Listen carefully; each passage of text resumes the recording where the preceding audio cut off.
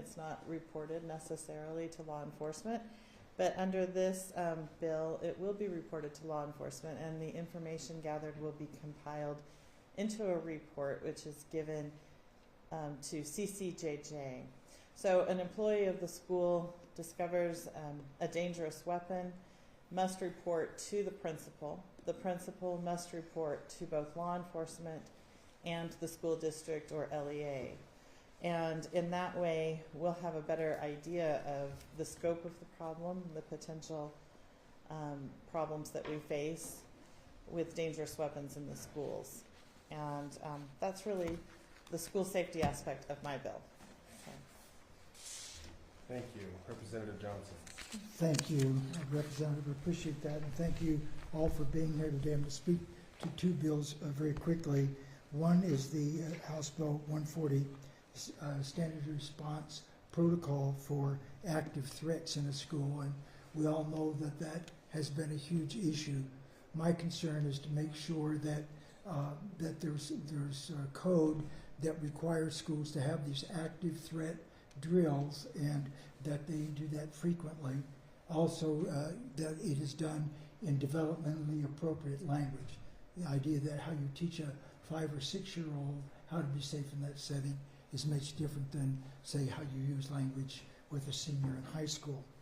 The other one is the school absentee amendments, and we find that that kids who end up in the juvenile system often have a difficulty with school attendance. And so this bill is really going to write a lot of code around that. I wanted you to share a statistic with you that in 2019, 19% of the students in our state were chronically absent from school. And the fact of the matter is that in 2021 and 22, just last year, in kindergarten, 36.7% of the kindergartners were chronically absent from school. And so that is, chronically absent is defined by 10% or more of the days of school in a school year. So we feel like getting on top of this and reaching out with parents and engaging them is going to be a big part of solving this issue. Thank you, Representative. And both of those, and you'll notice from, kind of angle these back over here.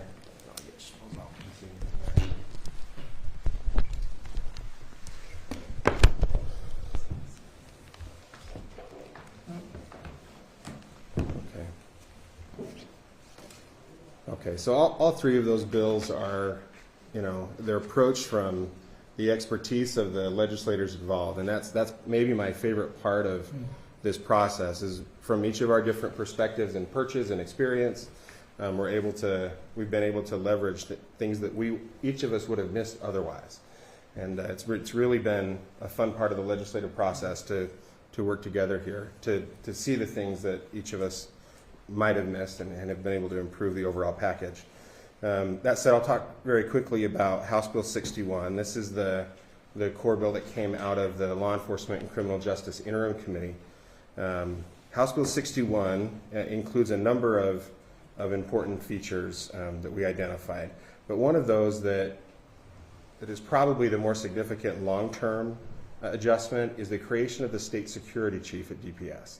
The State Security Chief is modeled after the Fire Marshal model, meaning that person will be primarily responsible for ensuring the proper design, training, secure features for what will be incorporated into any new school facility, any authorization across the state. Now, of course, that person can't do all that work by themselves, so they're partnering with the School Security Center or School Safety Center at the Utah State Board of Education, and we'll have partners in each county throughout the state. One of the things that we discovered going through this process is that we have dramatically unequal levels of distribution of security and response throughout the state of Utah. Some districts have taken a very serious tact and leveraged the funding opportunities that they've had over the past several years, understood that, and I honestly feel very confident from our responsibility in this position that they're as prepared as they can be. And then there are others where we are dramatically unprepared, just to be very blunt. This will help us to raise that minimum standard across the state to ensure that the secure, the safe school that a kid happens to be attending isn't dependent upon where he lives or she lives. We hope that they will be able to have the safe experience where they're not worried about such things when they go to school to learn. So we create that position. They will be coordinated within each county sheriff office. So there will be a person responsible in each county to ensure that each district, each education agency in that particular county are receiving the support, they're receiving the training that they need from a security standpoint, from a safety standpoint. We also create the school security task force to flesh out a lot of those details. Another thing we learned throughout the interim process is that we didn't know everything that we thought we did. A lot of the data, and you'll notice that there's important data pieces in every single one of these bills that are coordinated primarily through CCJJ. That's an intentional coordination as part of our overall data project to make sure that when we're making these decisions, it's based on good information. We can't make good decisions without good information. So I appreciate that that's been incorporated into all of these. So this will include training. This will include incentives for school districts, for LEAs, including financial support for the appropriate software, for training within each school. We've had so many teachers. One school district yesterday reported to me that they've had 389 teachers request security training. That hasn't been a concern before. I'm much more concerned right now about losing a teacher over behavioral issues in a school and a classroom than we are over pay. So we focused a lot on pay, and that's good, but we need to make sure we're addressing the other concerns that we have in the school. So with that, and a big part of that, I'm going to turn right here over to Representative Peterson, sorry, and Representative Lisenby, because that's the part that they are primarily focused on. All right. Well, when we talk about school safety, I kind of think about it in three different ways: facilities, policies, and then personnel. And so the piece that I kind of wanted to work on over the interim is the personnel piece and also just the community piece. So when we talk about students, and often these instances happen with students in the building, right? So how do we surround the students with caring adults that are both their parents and also people within the school building? So I have a piece of legislation, House Bill 249. I've worked with the State Board of Education and other groups to talk about when there is an incident, a student does feel marginalized or bullied or is the subject of hazing, what are the resources available to a parent and to the school to take care of those instances so that we can get the student into a better position? And so this bill will create what's called the Parent Portal. It'll be populated by our State Board of Education on one local place with resources then for parents to know. What do I do? What are my options? My student has had a bad incident in this class or with this student. What can I do about that? How can we change their schedule? How can we move them to an online class? How can we get them the opportunity to come in and out of the school from a different entrance? All of those options are available to parents, but they don't always know that those options are available to them. And just engaging with parents to making sure that they're part of this process is really important. The second piece that I'm working on is the school counseling piece. We need more school counselors in our state. And so currently there are 74 school counselor positions in our state that are going unfilled, which means the school districts have the money to hire them, but they're not people qualified to hire. And so we've got to build that pipeline. So a few years ago, the legislature created a program called Grow Your Own, and we funded it with some one-time money. It was very successful in getting people that are already associated with the school community to go through licensing and become licensed school counselors and educators. So right now in our state, we have about one school counselor for every 326 students. The more ideal ratio would be 1 to every 250. And so we're hoping with this money that we can get people licensed to be school counselors, people that are probably already familiar with the school, maybe they're already there as a paraprofessional or even as an educator, but they want to become a school counselor. We've got to increase that pipeline so that we can fill these positions and surround our students in the building with caring adults that can help them. Great. Well, my bill is repealing some of the legislation that this legislature and other legislatures have passed previously. But primarily, I view my bill as a teacher retention bill. The recent audit that we conducted, in the recent audit, teachers cited behavior issues as the #1 reason that they were leaving the profession. So this is also an SRO law enforcement bill, because we have, through this past legislation, tied the hands of our security officers and created a safe space for juveniles to commit crimes on school grounds. Certainly that was never the intent, but that is the result. And by so doing, we created a school to prison pipeline. Right now we are seeing juveniles purposefully go to school grounds to commit crimes and commit them in front of a security officer without any consequences. The security officers are disempowered to intervene and to refer that juvenile. So when that juvenile becomes an adult, obviously they will meet a very different result, and that can just create a huge problem. We need to help our kids understand that they need to obey the law on or off school grounds. So this bill empowers our SROs to refer to a judge for violent or weapons offenses on school grounds, and also includes other offenses. The status or infraction offenses in the bill will not include incarceration time unless there's a habitually truant juvenile, and then that can be something that happens in the future for that individual. So this bill also requires courts and law enforcement to communicate with the school when a minor has been justice involved for a crime that happened on or off school grounds. And this, the Taylorsville incident recently, this will address that. That happened, that individual had been justice involved the previous week, and the school had no idea, and the individual, the juvenile, was referred or remanded back to the school. But the administration had no idea that they had committed multiple crimes and that individual was before a judge in the previous week. So this will create a reintegration process that that requires that information to go to the schools, and then the schools can hold off on readmitting that student until there's a plan with the parents, with the student, and with those involved in administrating in the school. This also creates some reporting and follow-up requirements regarding weapons brought on school grounds.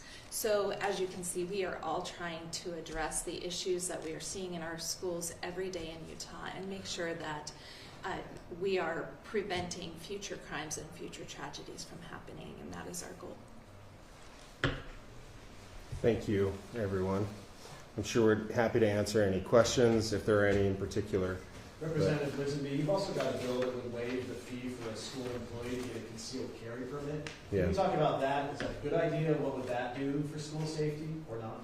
Thank you. So one of the primary goals when we're talking about a mass shooter situation is having a hard target. And I think that's one of the reasons why Utah has been so blessed in not having a mass shooter incident in our schools. So HB 107, we know, I've heard from many, many teachers who are carrying on school grounds feel that they are trained and ready to help in a school shooter situation to defend their students and themselves. So what this bill does is it just says, if you're going to be a teacher and you have a concealed carry permit, we are going to waive all of the fees for you. I do think it helps. I do think it addresses the situation, hardens the target in schools. I want to follow up on that. There's an important component in how these bills all work together. For example, even that bill, which will also be heard in our committee today, doesn't have the effect that we want it to if there's not proper training. So when I say that we're going to provide that training, that's a big part of the appropriation, and it's already in demand. So this is already taking place because of the recognized need. Now that they'll have the support for it without having to deplete additional education resources that they would have had to have expended otherwise. Another important part of that is the conversation about school resource officers that Representative Lisenby mentioned a minute ago. We've had the original bill, in fact, the original conversation that we had way back when all this started, was that we probably needed them in all the schools, not just secondary schools, but including elementary schools, and that was because of all the data we've seen coming out of these tragic incidents, where the most important thing is an immediate response.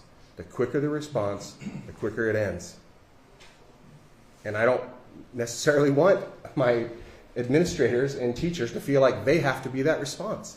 I need them worried about teaching English and getting our third graders to read. I don't need them worrying about that. So the SRO piece to this that has had some pushback because of changes that we made years ago, frankly, really is an important consideration. And a lot of the grant money that we have available will be available for those who decide that they need to incorporate that. But it's no longer a requirement. It needs to be considered about who we need to have be in that position. Surely a law enforcement officer who's trained in these things on a regular basis, who's not just certified in that weapon, but with the appropriate response, is a better option than my mother, who happens to be teaching at a junior high.